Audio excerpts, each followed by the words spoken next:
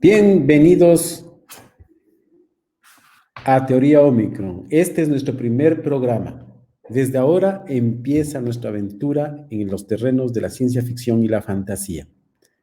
Ahora les quiero presentar a las personas que me acompañan hoy día en Teoría Omicron. En primer lugar, quiero presentarles a Daniel Salvo. Él es escritor de ciencia ficción peruano. Y también me acompaña ahora Carolina Zurita. Ella es ingeniera ambiental, es una apasionada del medio ambiente y es una fan de la ciencia ficción y la fantasía. Bienvenida, Carolina. Buenas noches, Cristian. Muchas gracias y saludos a todos. Gracias. También, Cristian y Carolina, un gusto conocerte. Muchas gracias. Qué gusto tenerte aquí con nosotros, Daniel. Primero, me resulta atractivo que Carolina haya buscado quién es Daniel Salvo. Cuéntanos, ¿quién es Daniel Salvo, Carolina? Claro que sí. Daniel Salvo nace en el Perú en el año de 1967. En el año del 2002 inició la publicación del sitio web, actualmente blog Ciencia Ficción Perú, con el propósito de apoyar la difusión del género y de autores peruanos.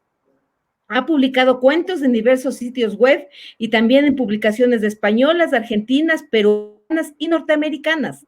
Su cuento, El primer peruano en el espacio, fue incluido en la antología The Apex Book of the World is F2, publicada en el 2012. En el 2014 publicó el libro El primer peruano en el espacio, Cristian. Gracias, Carolina. Muy amable. Gracias por habernos leído la biografía de nuestro entrevistado el día de hoy. Como ustedes ven, se ha desenvuelto bastante en los terrenos de la ciencia ficción. Bueno, Daniel, ahora sí empecemos la conversa de la ciencia ficción, ¿no? Es interesante. Gracias. Gracias por tu asistencia. Primero, agradecerte por la deferencia de estar en nuestro primer programa de Teoría Omicron. Saludos a Lima. Sabemos que tú eres de Lima, ¿no? ¿O eres de otra? De Ica, en concreto, sí, Ica es un departamento al sur de Lima, ¿no? En el Perú. Qué lindo. Saludos al Perú. Primero, la primera pregunta que es casi de cajón, y claro, obviamente es una pregunta que yo sé que no nos vamos a poner de acuerdo, es ¿qué es para ti la ciencia ficción, Daniel? Yo sé que para muchos escritores la ciencia ficción es de distintas maneras. No nos vamos a poner de acuerdo entre tú y yo, jamás. Pero sí sabremos qué es para Daniel Salvo la ciencia ficción. Cuéntanos. Mira, para mí la ciencia ficción vendría a ser casi una religión, se podría decir, ¿no? En mi caso concreto. Y es curioso, ¿no? Porque la ciencia quizás parece una cosa contradictoria con lo que es la religión, en el sentido, pues, del origen del conocimiento, pero sí lo es en el sentido de algo que te puede fanatizar, ¿no? Yo me recuerdo, bueno, pues, de las épocas escolares, ¿no? Incluso en la universidad, que creo les caí un poco antipáticos a mis compañeros, ¿no? De estudio, que les trataba de inducir a leer ciencia ficción, ¿no? Y pues, yo me hace pensar, pues, en esos predicadores, ¿no? Que te tocan de puerta en puerta y te quieren inducir a sus creencias. Ahí estás hablando un poco del fandom, ¿no? De ciencia ficción, ¿no? De los fanáticos de la ciencia ficción, ¿no?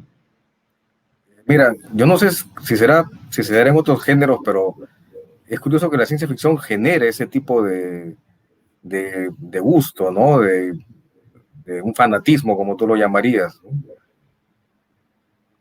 Ah, ya, interesante el tema, ¿no? Pero bueno, ahora, en la ciencia ficción también podemos decir que necesariamente tiene que ligarse a la tecnología, Daniel, ¿o no? Para ti.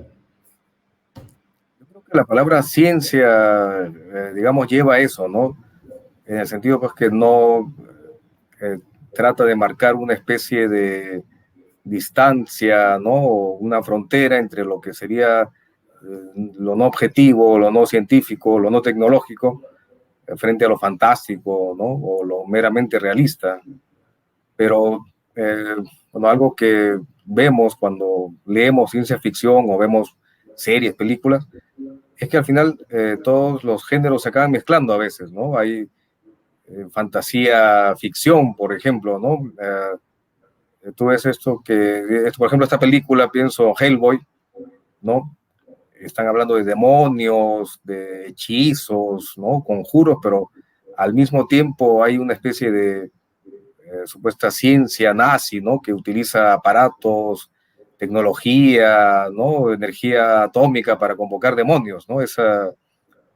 No puede haber una pureza, me parece, en el género, ¿no? Sí, pero en cambio yo me pongo a pensar, por ejemplo, ponte a pensar en libros como, por ejemplo, la serie de robots. Oh, mm. Debe ser la Claro, en serie. ese caso hay una búsqueda, ¿no? De lo científico en su sentido quizás pues más, bueno, basándonos en las premisas que ya le imprimió Galileo Galilei, ¿no? La búsqueda de la objetividad, la comprobación experimental, y de hecho la mayoría de definiciones, ¿no? Que se hace de la ciencia ficción inciden en este aspecto, ¿no? O sea, no es, bueno, yo hablo de la hibridación, de esa mezcla, porque literalmente los autores, los escritores, a veces nos dejamos llevar, ¿no? Por la fantasía, ¿no? Por irnos más allá de la especulación. Ahora, en lo personal te diré, la mayoría de cosas que escribo intentan ceñirse un poco a esa, digamos, a ese, no diré límite, ¿no? Pero sí a esa precisión clásica, digamos, ¿no? De especulación científica o pseudocientífica, ¿no? En el sentido de imaginar una explicación racional, reproducible, ¿no? De, bueno, pues un fenómeno determinado. Sí, interesante tu postura con respecto a la ciencia ficción, ¿no? O sea, porque sí hay una discusión muy grande en el asunto tecnológico, ¿no? Y de ciencia, ¿no? Mucha gente siempre habla de la pseudociencia al momento de hablar ciencia ficción, ¿no? Que eso es una palabra bastante fuerte, ¿no?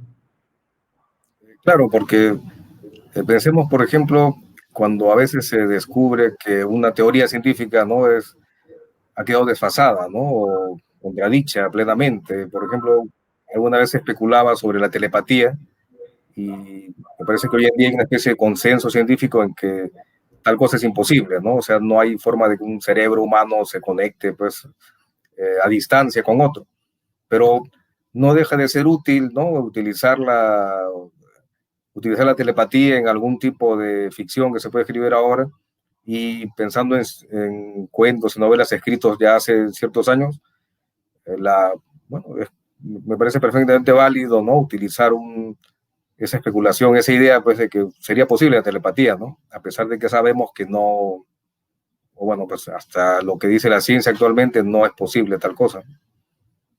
Eso es interesante, la postura. ¿Y desde cuándo empezó tu acercamiento a la ciencia ficción, Daniel? ¿Te acuerdas tú cuándo empezaste tu gusto por la ciencia ficción? Claro, empezó cuando tendría, no sé, 9 años, 8 años. Y esto se debe a que, bueno, yo vivía en un pueblo bastante pequeño, ¿no? Pero en esas épocas en el Perú, te hablo de mediados, fines de los 70, había buena distribución de libros, ¿no? De novelas, sobre todo estas novelas de Bruguera, que eran bolsilibros, los bolsilibros, ¿no? Que publicaba Bruguera en los 70, y en uno de los viajes que mi papá hacía me trajo uno, y eso era porque también se había puesto de moda el fenómeno ovni, ¿no? La gente habla mucho de los ovnis, entonces, como muchas personas decían, ¿no? A este chico le interesan los ovnis, le va a interesar la ciencia ficción. Bueno, pues encontró uno de estos libros, me lo trajo y, bueno, pues lo devoré, y ya de ahí ya no escapé del género. Eso sí es cierto, es interesante lo que tú me cuentas con respecto, pero tú crees que cuando tú eras niño, por ejemplo, cuando tú eras niño, ciertamente ha aumentado a ver, dices que antes Bruguera publicaba varios libros de ciencia ficción, ¿no es cierto? ¿Tú crees que ahora en el Perú ha aumentado esa cantidad de libros para estimular más la ciencia ficción o ha disminuido? Cuando tú eras niño, comparando. Es curioso, ha aumentado, es que date cuenta que estamos en una época en la que lo que es la publicación, ¿no? O la distribución de textos ya no se hace solamente por medio de los textos impresos en papel, sino ya por medios electrónicos, ¿no? Mucha gente, incluso muchos accedemos ya a los libros ahora, ¿no? De repente a través de un formato electrónico, los leemos en e-readers, ¿no? Dispositivos de lectura, o en tablets o en celulares, ¿no? Y mira cómo ha cambiado el lenguaje, ¿no? Ya no se habla pues de comprar libros, sino de descargar libros, ¿no? De compartirlos, editarlos, lo llamamos ebooks. Y entonces, un poco preguntarse, de un lado, ¿no? Por la distribución clásica de novelas y cuentos, ya no encaja en lo que era pues hace 40 años, ¿no? Que dependía pues de si había una buena distribución. Ahora entras pues a buscadores y aparece el texto que tú quieres, ¿no? Y si te gusta en papel, puedes ordenarlo y te lo traen por correo. Eso digamos, es una ampliación, ¿no? Pero hay una ampliación más interesante para mí, y es que antes era muy difícil hablar de autores latinoamericanos de ciencia ficción, ¿no? Hablo de Perú, hablo de Ecuador, ¿no? Nuestros países, ¿no? Quizás en Argentina, en México ya se había empezado a distribuir más, se consolidó, había iniciado el género antes, pero hablar de un autor peruano de ciencia ficción, te diría hasta el año 2002, 2005, pues era un imposible, ¿no?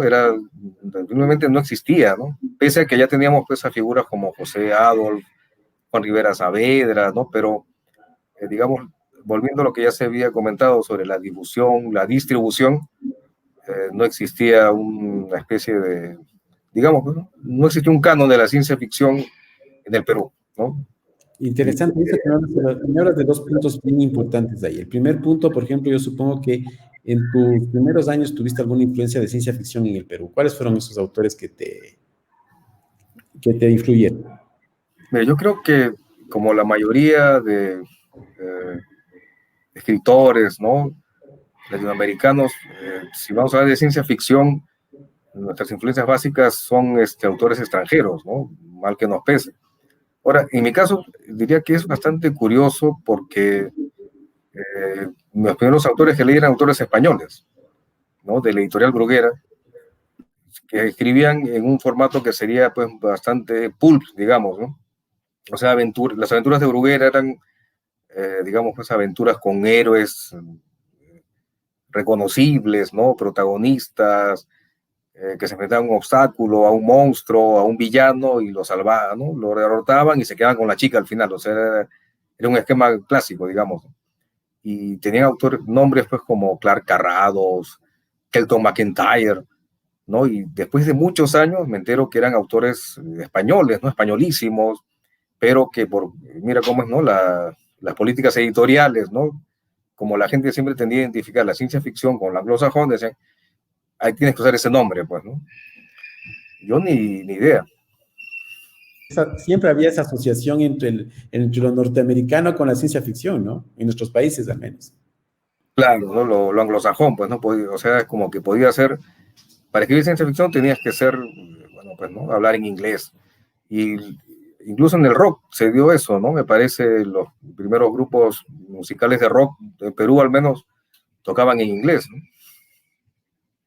Interesante el tema, ¿no? Y después, ¿cuándo tú comienzas a descubrir a estos autores internacionales en el sentido anglosajones? Porque al final, los anglosajones siempre han marcado la ciencia ficción, hay que ser muy claros, ¿no? O sea, estamos hablando de Asimov, Heinlein,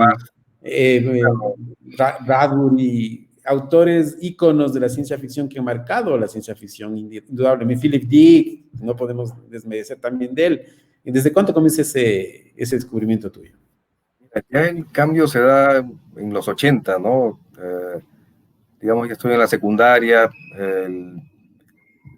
cambia la política de publicación de Bruguera, ¿no? Y aparte que uno, bueno, ya empezaba a sentir que esas aventuras, ¿no? Como muy esquemáticas, ¿no? Ya se leían un tanto infantiles, ¿no? Cambiando la década. Pero Bruguera mismo, la misma editorial tenía otra publicación que era, bueno, se titulaba simplemente Ciencia Ficción, ¿no? Y eran recopilación, traducciones de historias publicadas en una revista norteamericana, ¿no? The Magazine of Science Fiction and Fantasy, creo que se llamaba. Y ahí ya empiezan a publicarse pues, cuentos de Ballard, de Asimov, de Bradbury, ¿no? Y otras recopilaciones que tiene Bruguera, ¿no? Por ejemplo, lo mejor de la ciencia ficción rusa, lo mejor de la ciencia ficción, las mejores historias de anticipación. Y ahí es cuando aparecen esos clásicos y otro tono de narrar las historias, ¿no? Donde ya no hablamos pues de héroes y villanos, ¿no? Sino otro tipo de disyuntivas, ¿no? Por ejemplo, esta historia que me fascinó en un principio, Multivac, de Asimov, ¿no? Que te presenta pues un mundo que realmente es utópico porque, bueno, pues se ha construido una computadora que se llama Multivac que está resolviendo todos los problemas del mundo, pero lo que la gente no sabe es que resolver todos esos problemas le está causando un estrés así a Multivac, ¿no? Y bueno, pues cómo se resuelve ese conflicto, ¿no? ¿Qué hace Multivac para, bueno, pues si sigue sirviendo a la humanidad o se ocupa de esos asuntos?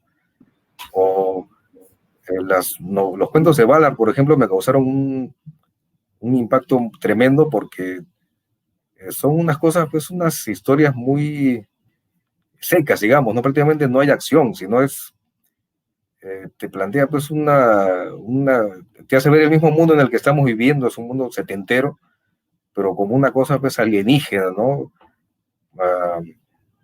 Pienso en esta novela suya, Milenio Negro, ¿no? Donde hay una revolución, pero de gente de la clase media, ¿no? O sea, señoras con ruleros, ¿no? O sea, mi papá pues diría, esto no es ciencia ficción, pues, ¿no? No se parece a lo que uno espera de la ciencia ficción, pero sí utiliza esto de la especulación, ¿no? El famoso, ¿qué dicen los norteamericanos? El what if, ¿no? O sea, ¿qué pasaría si, ¿no?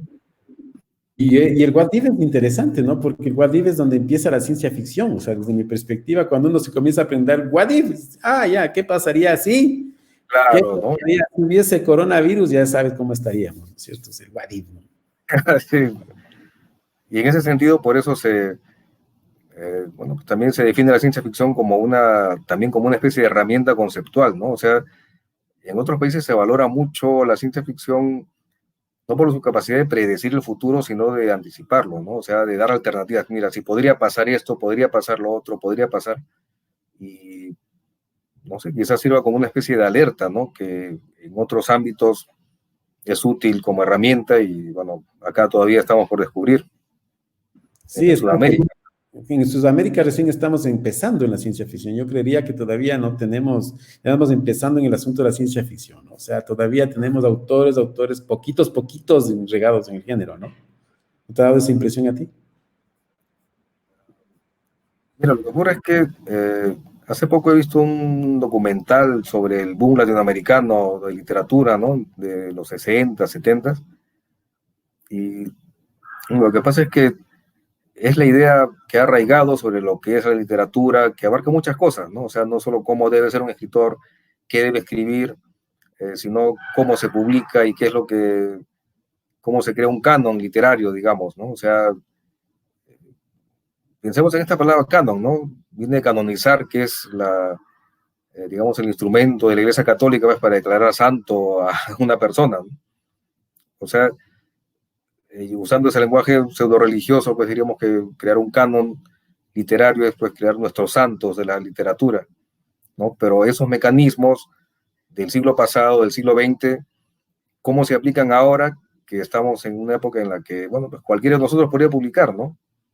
Ya no hay una instancia canonizadora que podría ser pues una editorial de prestigio o un cuerpo crítico, ¿no? En el sentido de que, por ejemplo, imagínate que tú postulamos a un premio de ciencia ficción, ¿no? Y no ganamos. No, ningún problema porque podemos coger una herramienta, un PDF y sacamos nuestros cuentos, nuestras novelas y de repente así publicadas tienen más éxito que si hubieran sido publicadas en una editorial. Claro, tienen mucha más pegada, mucha más incursión dentro del mercado también al final, ¿no? Esto de los ebooks ha logrado democratizar, visibilizar a los autores. Incluso hasta nuevos autores hemos podido descubrir a través de los medios digitales. Los autores de ciencia ficción que uno normalmente no los tomaría en cuenta o ni siquiera los descubriría, los estaría haciendo. Yo me acuerdo hace algunos años, hace algún tiempo, descubrí a un autor guatemalteco de ciencia ficción que me pareció interesante, ¿no? O sea, tan lejos desde acá, desde América del Sur hasta Guatemala, pero lo había descubierto, ¿no? Y eso logran el asunto digital, ¿no? Claro, la Internet pues nos ha descentrado el mundo, ¿no? O sea, todavía hay, en el sentido que tiende desde cualquier punto de acceso, alguien puede crear una tendencia, ¿no? Y difundir su creación. En cambio, antes, imagínate, pues, el esquema clásico era, pues, no tengo un cuento, tengo una novela, toco la puerta de una editorial, ¿no? Y a ver si me la publican o no. Ahora, pues, ya uno dice, yo voy, ¿no? Y yo mismo la publico. El asunto de los escritores independientes, muy interesante. Pero ahora abordemos con respecto a los temas de tu ciencia ficción. ¿Qué temas te gusta abordar cuáles son los temas macros así que tú abordas en tus cuentos? Cuéntame, Daniel. Mira, yo no sabía sinceramente que vivir, yo alguna vez, yo también, antes de ser escritor, porque te diré, pues recién en 2004 quizás se me pasó por la idea de escribir, ¿no? Y fue un poco a pedido, ¿no? No sé si alguna vez tuve ese plan en mi vida, bueno, por las circunstancias del destino, pues lo deseché por completo. Pero, eh, curiosamente, mira, la primera historia que escribo es Quipucamayo, ¿no? Bueno, para los lectores que no sepan esto, un Quipucamayo habría sido, ¿no? En la época prehispánica, alguien que manejaba los quipus, ¿no? Que eran instrumentos hechos de cuerdas para registrar información, que hasta el momento no se han podido descifrar, ¿no? Se sabía cuál era su función, pero no se sabe ahorita, ¿no? Cómo descifrar un quipu. Y bueno, esa historia, bueno, yo la considero de ciencia ficción, ¿no? Solo que transcurre en el pasado prehispánico y usando una tecnología no occidental, digamos, ¿no? Son los quipus, no tiene nada que ver con lo que bueno, conocemos o entendemos quizás como tecnología actualmente, ¿no? En ese sentido, pues para mí es ciencia ficción. Pero, digamos que eso sienta una base, pues, de pensar o de querer escribir una ciencia ficción centrada en el Perú o partiendo del Perú. Y eso, como te digo, es un tanto, no sé, algo no conscientemente deseado porque uno tiende a pensar en la ciencia ficción pues como algo que ya trasciende fronteras, ¿no? O sea, como que los temas tópicos de la ciencia ficción son universales, digamos, ¿no? El robot, el extraterrestre, el viaje en el tiempo, ¿no? El cambio tecnológico, las guerras interplanetarias, ¿no? Quizás lo que me empuja, ¿no? Es como una pregunta, ¿no? O sea, ¿cómo reaccionaría un peruano ante esta situación, ¿no? Determinada, o sea, el futuro, el cambio tecnológico, el robot, el extraterrestre, ¿no? En ese sentido, sí, no tienes razón, porque al final de cuentas es cómo en nuestros países se desarrollaría este cambio tecnológico, ¿no? O sea, una cosa es el robot, uno piensa al menos en el imaginario, cómo sería un robot en Estados Unidos que sea bastante eficiente y no tendría problemas. Y si se daña, es probable que hasta te compraras un nuevo robot. Y si en cambio, si se daña en nuestros países sudamericanos, comienza a conseguir al maestro que te pueda hacer el cambio y tú consigues los repuestos, ¿no? O sea, Eso, claro, ese podría ser un camino, ¿no? Otro camino podría ser, bueno, hay cosas que a mí se me ocurren que hasta pueden parecer absurdas, ¿no? Pensando, volviendo al pasado prehispánico, ¿no? Imaginar, por ejemplo, algún tipo de mecanismo simple, pero basado en cuerdas, ¿no? O en pesos, una cerámica que hasta ahora no conocemos. Y quién te dice, algún Camayo, ¿no? Un sabio de esa época habría concebido eh, alguna especie de mecanismo, ¿no? Algo que pudiera funcionar. Pero sería algo rarísimo, ¿no? Pero no imposible. o sea, me parece súper interesante ciencia ficción anclado en esta parte prehispánica, ¿no? De nuestras naciones latinoamericanas. Bueno, ahora yo quiero abordar con respecto a tu libro, El primer peruano en el espacio. Yo tengo algunas dudas, algunas preguntas que quiero hacértelas. Verás, la primera pregunta que yo tengo a la hora de leer tu libro, yo lo leí, lo disfruté muchísimo, te felicito, Daniel, me encantó, Gracias. realmente me encantó, muy potente el libro. Yo creo que transito un tema central de fondo que me parece súper interesante, que es el racismo. Ya, ese racismo lo ves desde diferentes ópticas, desde diferentes perspectivas. ¿Lo hiciste con intención? ¿Porque tenías un deseo social ahí anclado? ¿O un tema fue como que surgió así en la escritura del libro? No, o sea, sí era un tema central, digamos, ¿no? Una especie de obsesión. El Perú, bueno, nuestros países latinoamericanos, ¿no? Lamentablemente tienen esta tara del racismo muy visible y a veces hecho tan cotidiano que muchas veces no nos damos cuenta, ¿no? De los prejuicios que arrastramos, de cómo a veces hasta nos parece pues, normal, ¿no? Que alguna cosa, una actitud racista ocurra ante nuestras narices o nosotros mismos la ejecutemos y nadie se da cuenta, ¿no? Podría darte pues cientos de ejemplos, ¿no? Pero ya parecería pues un poco, no sé, pues folclorizar nuestras situaciones, ¿no? Pero tú como ecuatoriano, me imagino también habrás sido testigo de situaciones pues, que solo se pueden explicar por eso, ¿no? Porque hay racismo en nuestras sociedades. Y lo peor es que sí hay hasta ahora, ¿no? Hasta ahora sigue habiendo. Sí, terribles, ¿no? O sea, mira, es curioso cuando nosotros, al menos en Perú, ¿no? No sé cómo será en otros países, cuando se habla de racismo, al menos en mi infancia, en mi adolescencia, yo lo recuerdo, la gente pues, de inmediato pensaba en el racismo norteamericano, ¿no? O sea, blancos contra negros.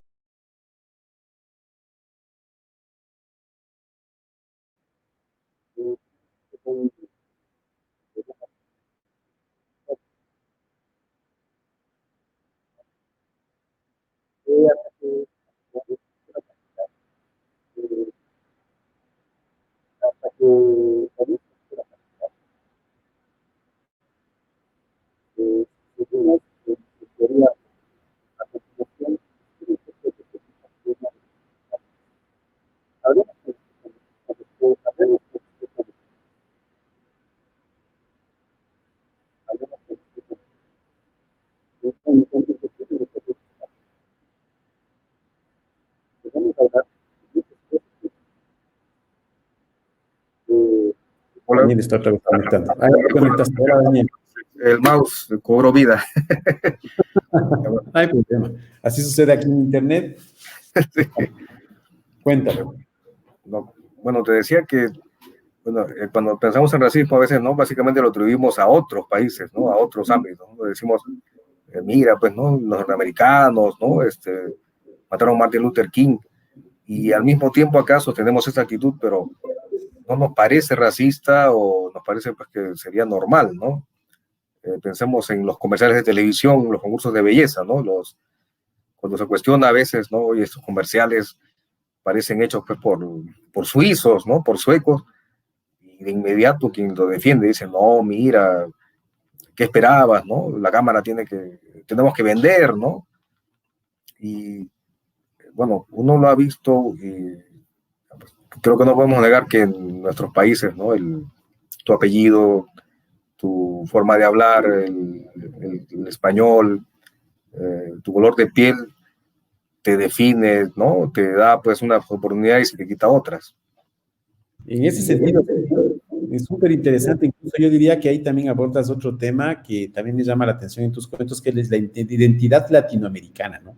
El sentirse latinoamericano en esos cuentos se percibe bastante fuerte, ¿no? ¿Eso supongo se debe a tu intencionalidad de volver a esta ciencia ficción latinoamericana o era ese toque que le querías dar tú? Mira, yo más lo vería como una especie de consecuencia, es lo que uno vive, ¿no?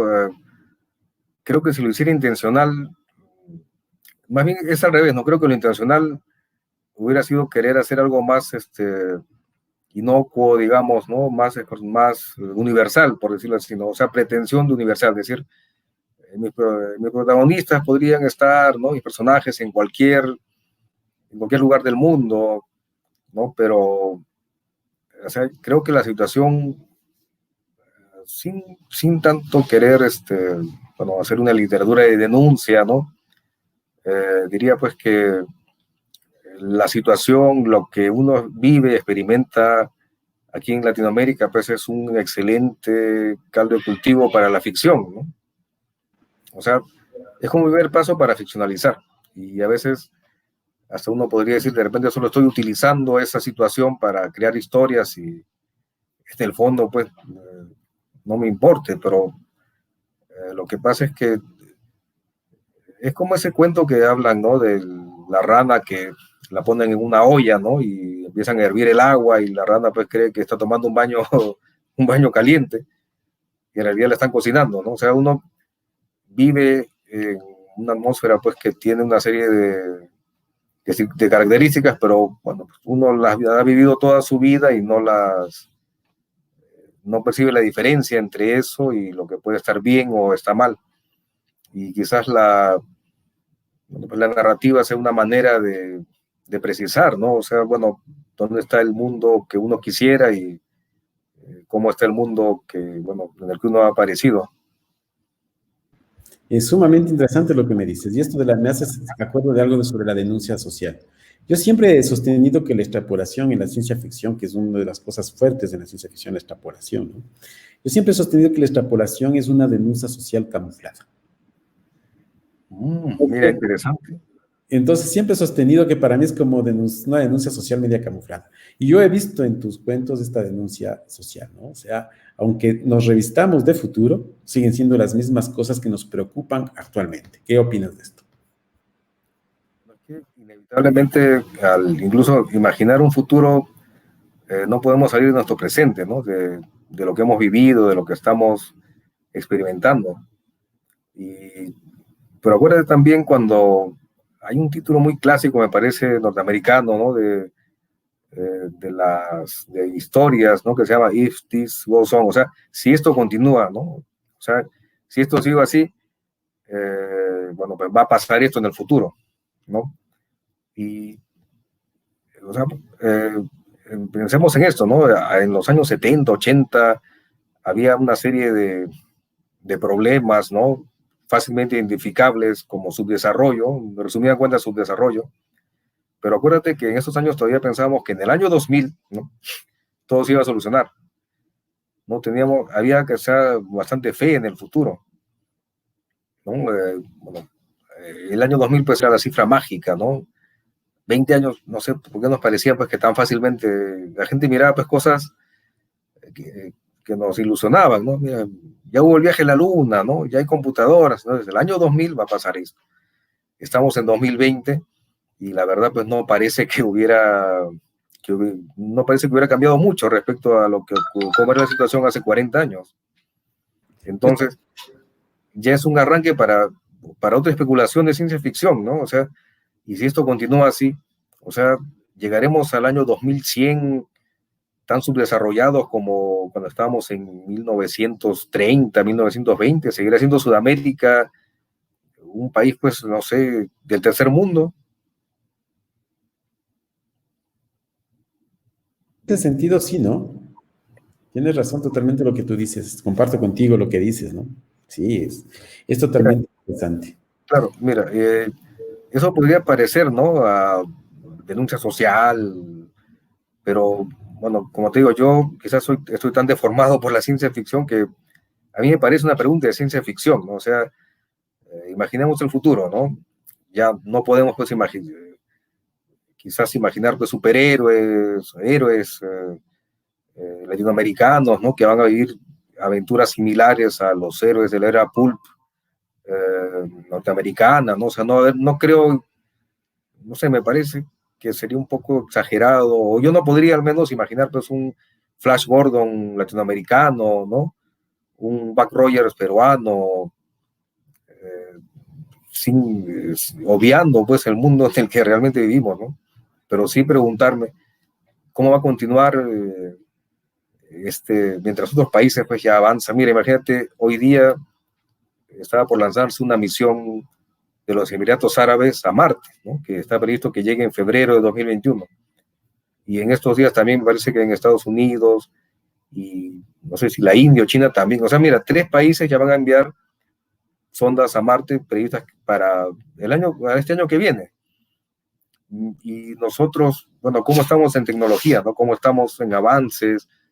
Tenemos gente que se está muriendo en las calles por el COVID-19, ¿no? Y no tenemos ni siquiera para darles a veces un entierro decente, ¿no? Es una diferencia demasiado abismal y no se está cortando. Para nada, ¿no? O sea, y ahí sí estamos un poco, como tú dices, ¿no? Imaginando esa ciencia ficción en Latinoamérica, es un asunto también el cómo vivir esa ciencia y esa tecnología en nuestros países, ¿no? En nuestros países que carecen de recursos, que carecen a veces, muchas veces, de lo básico, ¿no? Todavía tenemos poblaciones que no tienen agua, todavía tenemos poblaciones que no tienen luz. Y, por ejemplo, ahora se quiere implementar esto de por ejemplo, en el sistema educativo, ¿no? Clases a distancia, y a veces se parte pues, como la idea que, claro, todo el mundo tiene internet, todo el mundo tiene pues una computadora en casa de buena velocidad como tú y yo en estos momentos, pero no es así, ¿no? O sea, realmente hay vastos sectores de la población que tienen pues velas todavía.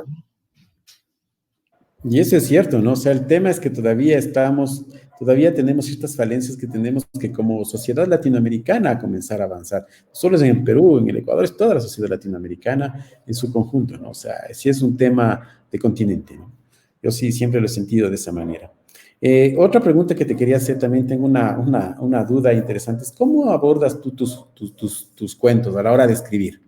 ¿Cuáles son tus rutinas como escritor? O sea, algo bien, una curiosidad.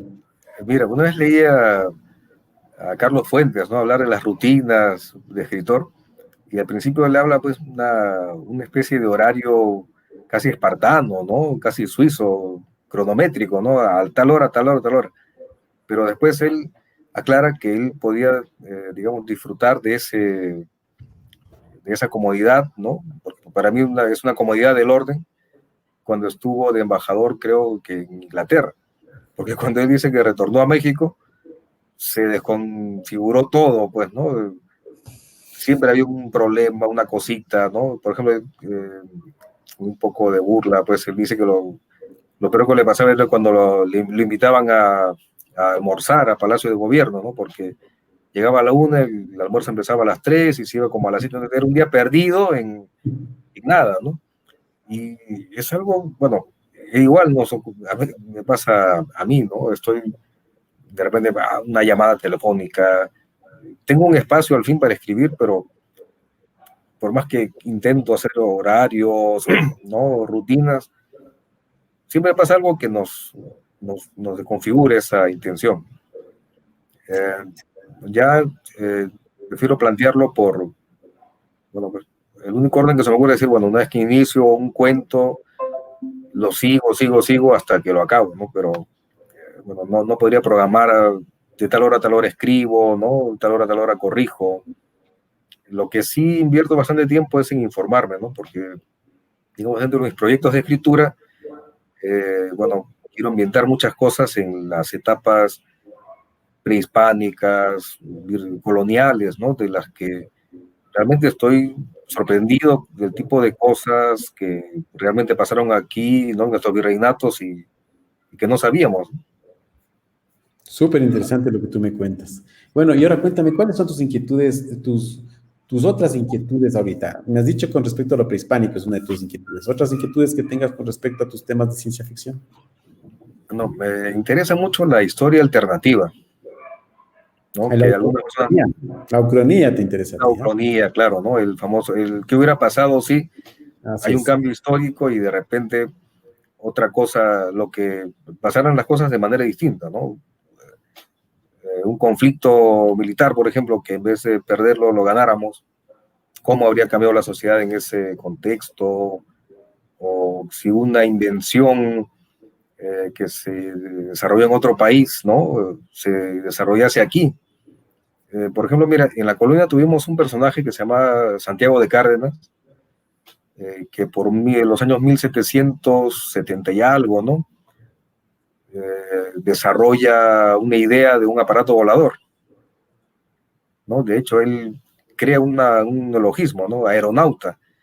Y él decía, se podría implementar un servicio de correos entre Cusco, ¿no? En la sierra y Lima. Y él desarrolló, pues, planos, sometió esas ideas a las autoridades científicas virreinales, ¿no? Y, bueno, la gente que ha examinado toda esa documentación, al parecer, pues, digamos, se basaba en teorías consistentes. Entonces, él era un práctico, Santiago de Cárdenas, no era una persona titulada, pero sí entendía pues, los principios de sustentabilidad, ¿no? O ver que el aire, pues, es un fluido como el agua, entonces, cómo flotar en el aire. Es decir, podría haber sido factible, ¿no? No estamos hablando, pues, de un alucinado que dijo que voy a rezar, ¿no? Y voy a volar. Dijo, voy a crear un aparato que navegue por los aires.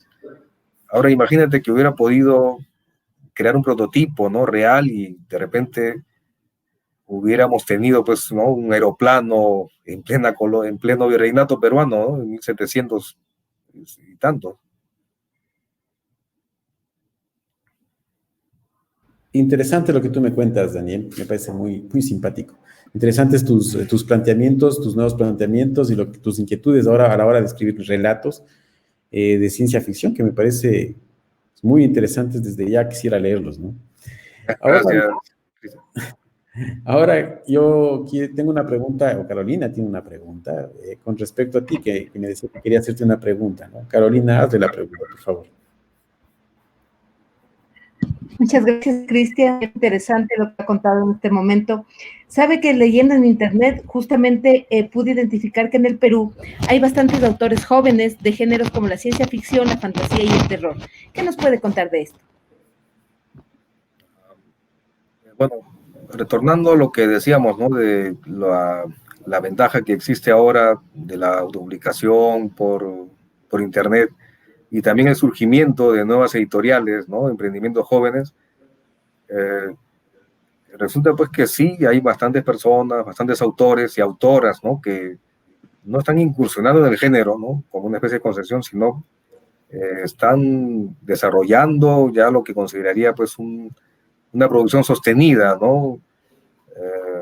Por ejemplo, bueno, mejor no doy ejemplos porque después dicen, ¿por qué no me mencionaste a mí? ¿No? Pero es algo pues muy distinto a la época que uno podría pensar cómo eran las cosas en los años 90 o incluso principios de este siglo, ¿no? En 2001-2002 no se esperaba que un escritor, que alguien que quisiera ser escritor peruano, de todas las cosas que podría escribir sería ciencia ficción, pues, ¿no? Si uno asistía a una charla, una conferencia, preguntaba, ¿ciencia ficción peruana? La respuesta era pues el desconocimiento o el desdén, ¿no? Ya, bueno, no se lleva al extremo pues de prohibir, pero se entendía pues como un escapismo, una literatura infantil, un subgénero, ¿no? Y todo lo que, o sea, estaba cargado de negativismo la idea de escribir ciencia ficción. Y bueno, el tiempo no pasa en vano, ¿no? Y ahora sí ya tenemos pues autores, editoriales, no pienso en la editorial Altazor, que publicó El Primer Peruano del Espacio, que ya tiene un acervo pues considerable de autores de terror, de fantasía, ¿no? Historias de todo tipo. Es un auge, realmente es un auge interesantísimo, ¿no? Y me parece que está revitalizando la literatura peruana. Que bueno, es muy alentador escuchar que los jóvenes se están sumando y está viendo una nueva generación justamente. Daniel, quería, bueno, primero hacerle llegar los saludos que le han enviado a través de las redes. Le ha saludado Richard Alejos, le ha saludado como el maestro que es usted, así lo señala. Le saluda un saludo muy, muy atento de parte de Hugo Luque. También un gran saludo de parte de Poldark Mego Ramírez. Ellos son las personas que lo han saludado y también nos han dejado una pregunta para usted. ¿Cuál serían los 5 cuentos de ciencia ficción que usted recomendaría? Wow, qué tremenda pregunta, ¿no? Porque para mí el problema de esas listas a veces es que agotan, ¿no? Y piensen pues que la ciencia ficción, ¿no? Ya desde un punto de vista universal, ¿no? Si bien arranca en Norteamérica, Inglaterra, bueno, Europa, desde 1800 incluso hasta ahora, pues imagínense la cantidad de cuentos que se han sucedido, de novelas, ¿no? En varios países, ¿no? No sé si se refiere a ciencia ficción peruana, universal, creo que mejor universal, digamos, ¿no? Creo que universal, como tú has dicho, no quieres mencionar, de pronto algún compañero de ciencia ficción peruana se enoja que no le has dicho el cuento de él, ¿no? Hasta hace unos años hubiera sido facilísimo responder porque bueno, pues, ¿no? Eran contados con los dedos de la mano, ¿no? Y ya pues por cada autor, él, uno. 5 cuentos, ¿no? Ay. Dime de autores, o dime de autores, ¿qué autores tú recomendarías? 5 autores, contéstale con 5 autores mejor. Por ejemplo, diría yo, básico, Isaac Asimov, ¿no? Es un autor eh, que tiene la virtud de, bueno, reconocerse a sí mismo, pues, como autor de ciencia ficción y dar una serie, pues, no de pautas, pero sí ser muy consciente de sus propios parámetros, limitaciones incluso, pero decir, bueno, yo busco este resultado y esto es lo que obtengo, ¿no? No, vamos, pues que no es un autor que viva lamentando, decir, ay, no, la gente no me reconoce mi talento, ¿no? O sea, me reconoce por lo que soy y hasta ahí, bien. Otro autor, bueno, y cuentos de Asimov, pues, bueno, Multivac, que mencioné hace poco, me parece magnífico. Y hay otro cuento de los robots, no me acuerdo, que transcurre en una estación espacial y es de un robot que se llama QT, bueno, que se vuelve un fanático religioso, ¿no? Inventa una religión. Ahorita no recuerdo el nombre de este cuento, pero el título de este cuento, pero es un ejercicio de humor genial, ¿no? Y una crítica pues tremenda a la superstición, ¿no? A cómo los seres humanos podemos pues inventarnos verdades en base a una falsa deducción. Otro cuento para mí muy apropiado para los momentos que vivimos, en la que hay una especie de espíritu anticientífico, sería Jefes Descarriados de Fritz Leiber, ¿no? Es que describe un ambiente hipertecnologizado, ¿no? O sea, las universidades pues ya se emplean computadoras, ¿no? Que bueno, ahora pues obvio es una obviedad, pero en los años 50 creo que se redactó ese cuento, pues era ciencia ficción definitivamente. Pero cómo afecta esto a la vida intelectual, a la comunidad universitaria, es bueno, una cosa magistral ese cuento, ¿no? Su final es algo pues que, bueno, da risa y al mismo tiempo angustia un poco, ¿no? Porque creo que nos describe mucho como sociedad global. Jefes Descarriados, ¿no? No sé cómo lo podría escribir por ahí. Otro cuento, a ver, pues otro autor. Quizás alguno de Ray Bradbury, alguno que te haya gustado. Estaba pensando, mencionaste también al principio al autor de Neuromante, William Gibson. Es maravilla también. Tiene un cuento en coautoría con otro autor que... Dios mío, el continuo de Gernsback. Ya me acuerdo, el continuo de Gernsback. ¿No? O sea, por Hugo Gernsback, ¿no? Quien acuñó el término ciencia ficción, ¿no? La expresión science fiction. Y este cuento pues se basa en una idea alucinante, ¿no? Del fantasma semiótico. O sea, la gente que empieza a creer en cosas, en cómo debía ser el futuro y cómo empieza a tener alucinaciones con un futuro que no existe, ¿no? Cómo eso se manifiesta, ¿no? Pero que tiene una explicación entre sociológica, psicológica, pues que es genial, porque al mismo protagonista de ese cuento le empieza a vivir en un mundo que parece, pues, ¿no? De la ciencia ficción ideal de los 50, pero él ve una trampa en en ese mundo, ¿no? Y bueno, pues al final la advierte. Ya van 3 cuentos. Yo a veces me he complicado de recomendar. Me han agarrado de sorpresa, ¿no? Pero con esos cuentos yo elaboraría bueno, pues mi selección actual, ¿no? No se preocupe. De Borges también estaba pensando. el Aleph. El Aleph, ¿no? Podría ser uno, sí, el Aleph, definitivamente, claro, ¿no? Porque mira, justamente el Aleph plantea una especie de límite, ¿no? O sea, podría ser una ciencia ficción, porque, bueno, un Aleph podría ser, pues, una especie de agujero negro, ¿no? Podría ser física, podría ser ahí, ¿no? Así es, o podría ser pues, simplemente un objeto místico, o sea, como lo describas, sí podría existir una cosa así, ¿no? Un objeto, un punto que reúne pues todas las imágenes, es un cuento que angustia, ¿no? Porque, bueno, pues realmente verías todo, ¿no? Y, así es. ¿sabes qué cosa? ¿Sabes en qué momento pensé en el Aleph? No sé si vieron esta última película de Indiana Jones, ¿no? Que transcurre justamente en Latinoamérica, bueno, lo que los norteamericanos consideran es Latinoamérica, ¿no? En lo que tienen el imaginario de Latinoamérica, diría yo, ¿no? O sea, claro, ¿no? Esto que todos usamos ponchos, ¿no? De color gris y sombrero de charro. Pero hay un personaje, ¿no? Que, bueno, pues al final se conecta con estos extraterrestres, ¿no? Que salen en la película y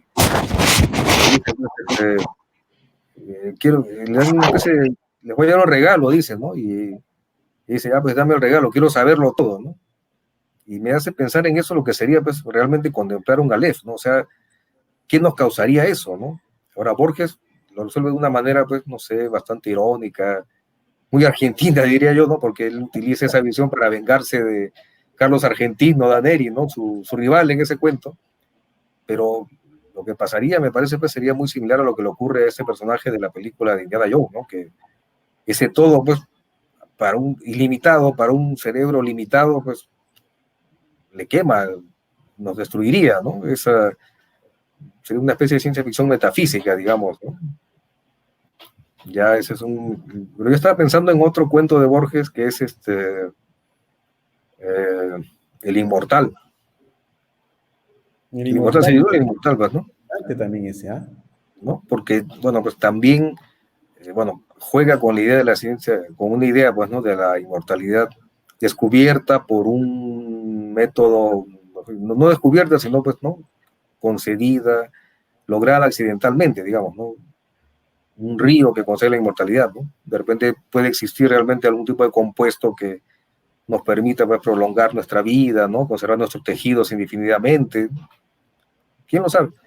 Pero me gusta ese cuento porque ahí, pues, el objetivo no es convertir este inmortal, pues, en un superhéroe que se hace, pues, dueño del mundo, ¿no? Y tiene aventuras, sino, bueno, pues, ¿no? ¿Cómo le choca la inmortalidad, ¿no? O sea, soy un ser que no puede morir, ¿y ahora qué hago, no? Y esa respuesta, pues, que va ocurriendo a lo largo de los siglos que vive, ¿no? Convertirse en filósofo, comerciante, ¿no? Y al final, pues, optar por una especie de, no sé, pues, como decir, de retiro espiritual, ¿no? O sea, sí, pues, bueno, pues ya soy inmortal y ahí queda todo, ¿no? O sea, no me siento obligado a, bueno, pues, a compartir este conocimiento con la humanidad, ¿no?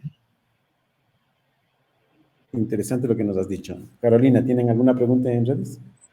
No, justamente lo que le han escrito es también un saludo de parte de Luis Yacolca.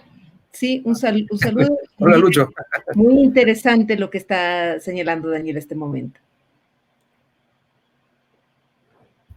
Y gracias por los comentarios que nos están dando aquí en las redes sociales, me parece interesante, ¿no? Incluso Luis Yacolcha te hace acuerdo, dice que había una serie de dibujos animados de los tres espaciales, dice que había una serie de dibujos animados que gustaba mucho, ¿no? Anime, sí, sí. Los animes también de ciencia ficción, interesante también, ¿no? Cómo han impactado también los animes japoneses o los norteamericanos, ¿no? Y es una historia bastante curiosa, ¿no? Porque como que a Sudamérica llegaron, fueron creo que incluso mejor distribuidos en Sudamérica que en otros países, ¿no? Y muchas copias que se han encontrado de varios de esos animes de esa época los han encontrado acá en nuestros países, ¿no? O sea, y quién diría, pues, ¿no? Que con los años se iba a desarrollar una cultura sobre eso, y ahora, pues, sabemos quiénes eran los dibujantes, ¿no? Los guionistas, incluso cómo terminaban, ¿no? Y sorprende saber que había a veces una historieta previa a ese anime, ¿no?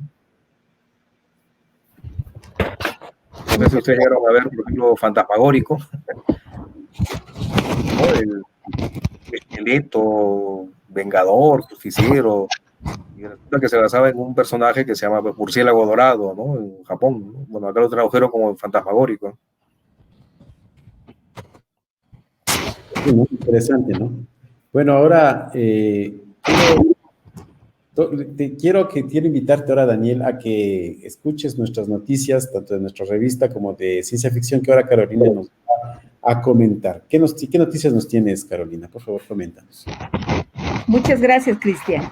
La primera noticia que quiero entregar es que la próxima semana se lanza el siguiente número de teoría Omicron, nuestro número 2 del año 3.